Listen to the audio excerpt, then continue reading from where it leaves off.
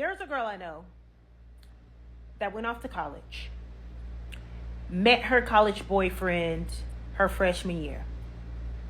She comes from a great background, two-parent household. He comes from a great background, two-parent household.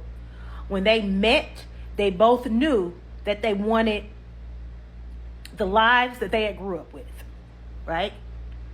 So they dated, they courted all through college, right? Met each other's family, talked about their dreams, their hopes, their desires for the future, what she wanted to do, career-wise, what he wanted to do, all of that type of stuff. They knew that when they graduated college, they wanted to get married, they wanted to go to graduate school, they eventually wanted to have children, buy a home, all of that type of stuff.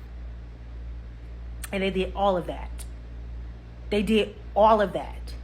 They courted through college. They graduated and then they got married. They went to graduate school and got their graduate degrees. They bought their home. And then they had children. And then they had another child. And then they had a third. 10 years into that marriage, that man woke up one day and said, I don't want to do this anymore. I think we were too young. I didn't really know myself.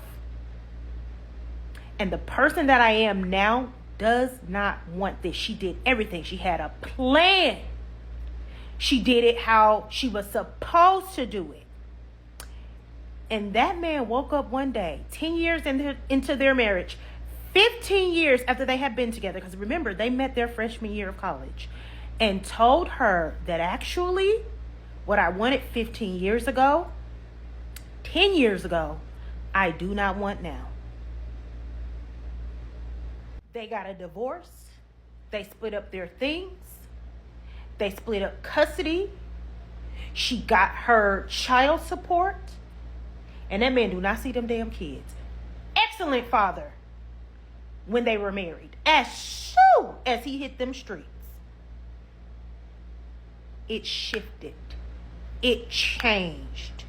He no longer has the time or the patience or the interest to be the father that he once was. She gets her child support every month like clockwork. But she is also pretty much single-handedly taking those kids back and forth to school, and she works a great job. She has a great career. But in addition to that, she is pretty much single-handedly taking those kids to school, to practices, to after-school programs, helping them with their homework, parenting them single-handedly.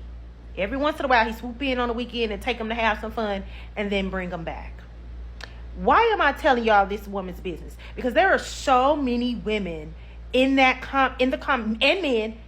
comments of those videos talking about how women need to choose better, how you have to have a plan.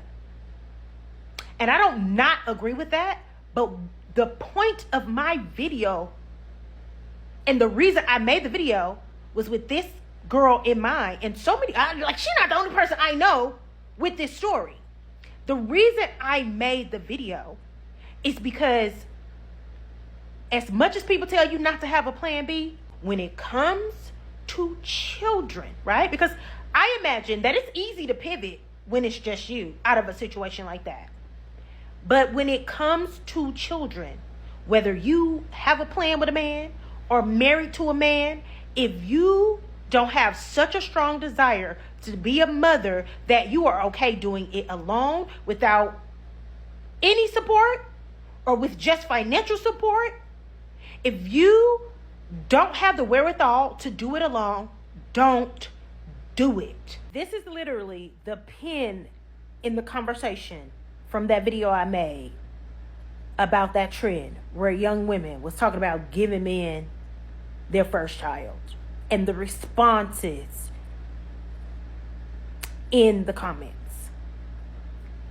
If you don't get it, you ain't got it. Y'all in these young girls' comments, the young girls that are posting these videos, in the trend of like, oh, I gave him his first baby, talking about where the ring. Here, let me just say this. Y'all positioning marriage in these situations as the fix, the end all be all to baby mamahood, or, you know, the problem in the Black community, whatever the case may be, that is a incomplete piece of advice, in my opinion, right? Now, I do agree. If I were someone that was interested in having children, then I would not be having children outside of wedlock. But that's because of legalities, right? It's not for insurance or assurance that I won't ever be parenting alone. I think the most important piece of advice that we need to shift, right, to give it to young women is don't have children, whether you married or not, without being prepared to do it alone.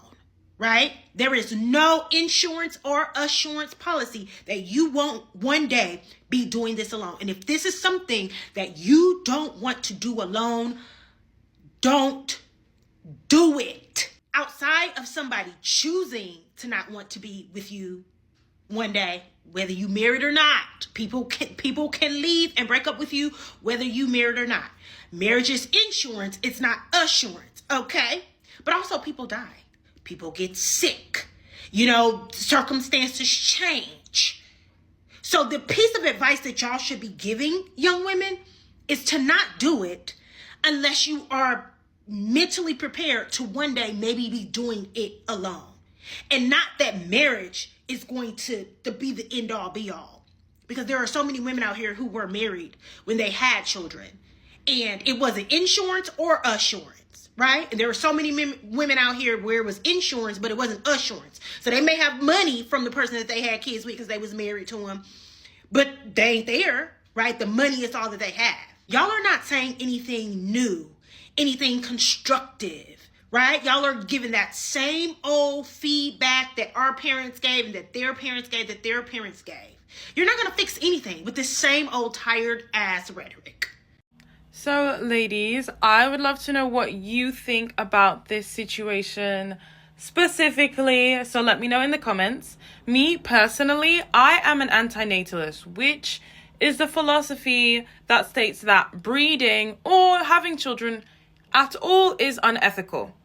So we basically believe it should be illegal for anyone to have kids, because there are no unselfish reasons for having children. There are no unselfish reasons for having children.